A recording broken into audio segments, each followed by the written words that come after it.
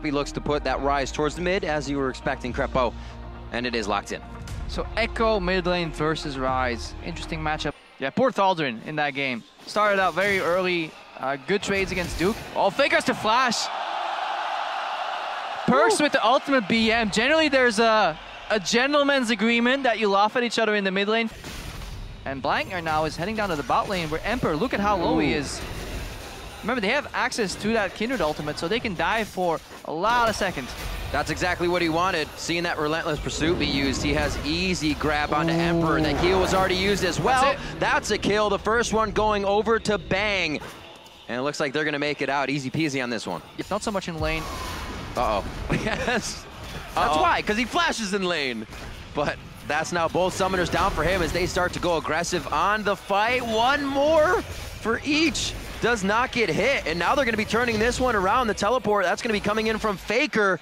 Doesn't look like he has the speed to catch up just yet. The flash forward, the hit up from Wolf, and the plays are going to keep coming. Faker's looking to solidify one more and put in prison is Hybrid for another kill on the side of SKT. They start to turn up the heat, 3-0. Bot lane SKT acts again, causing G2 to play quite reactive this game.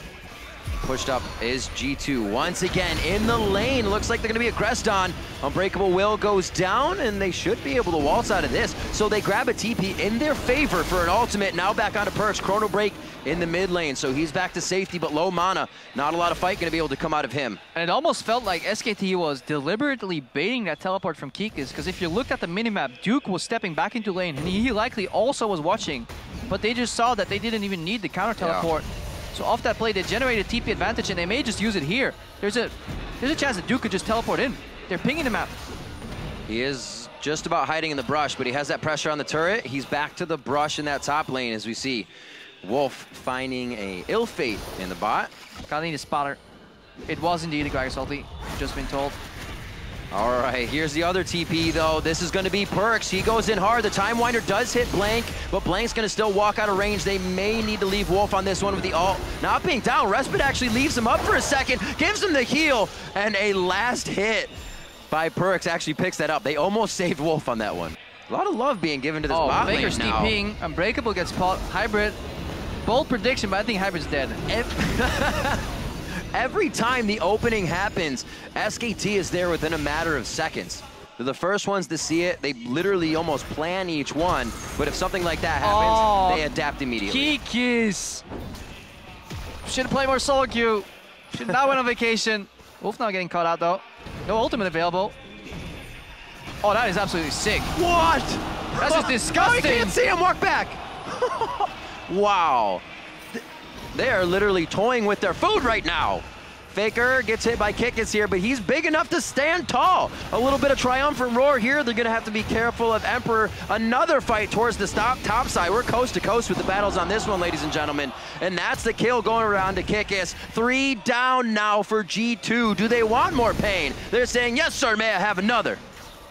We know how that play ended. Let's see how this one goes. 5-0-0 now for Faker in the mid lane on that Ryze, and instant Lamb's Respite actually saved Blank's life here, and he's gonna stay alive throughout. It gets the heal from Bang. They're gonna be going for the full fight. Summoners used across the board, the exhaust as well from Wolf, and they're locking down the priority targets, looking for the ace, and they're headed for that mid lane.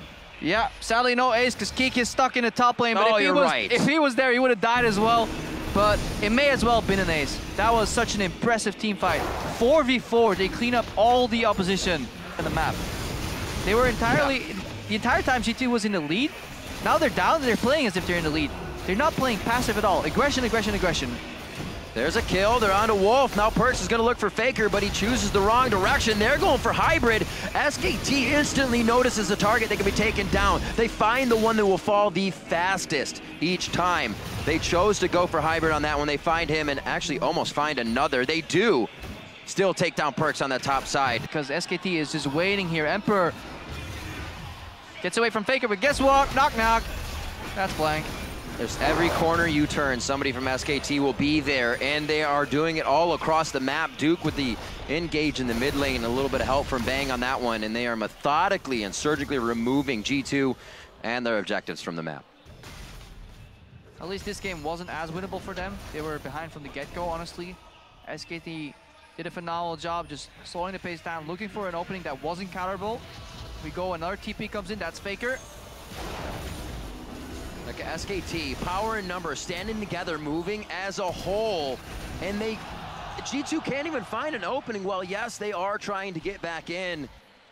Every time it's closed, the door is closed immediately. Yeah, and it is just really nice to see how much this SKT lineup has improved, though. 155, 201 against Kikis' Gragas in the top lane, but that's all in the past. The future, the right now, and the present are the presents for SKT inside of G2's base. It's going to be a kill onto Trick. It's going to be an inhibitor, and right now, a Baroned up SKT could look to be going for a Nexus turret, but they will back off. They realize the home guards could be a problem, but they're actually just going to back in base. You actually need to walk a little closer. Yep. But that change really did not matter too much for the jungler.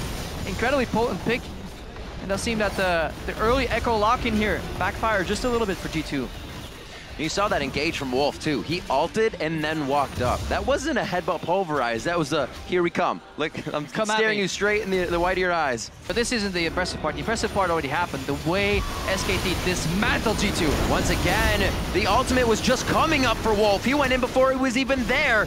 SKT is so sure the fight's on the hunt there from Sivir, and they are just able to walk past the inhibitors. They're blurred out. There's not even turrets here that SKT has to fight by. They are not worried about anything on this side of the map.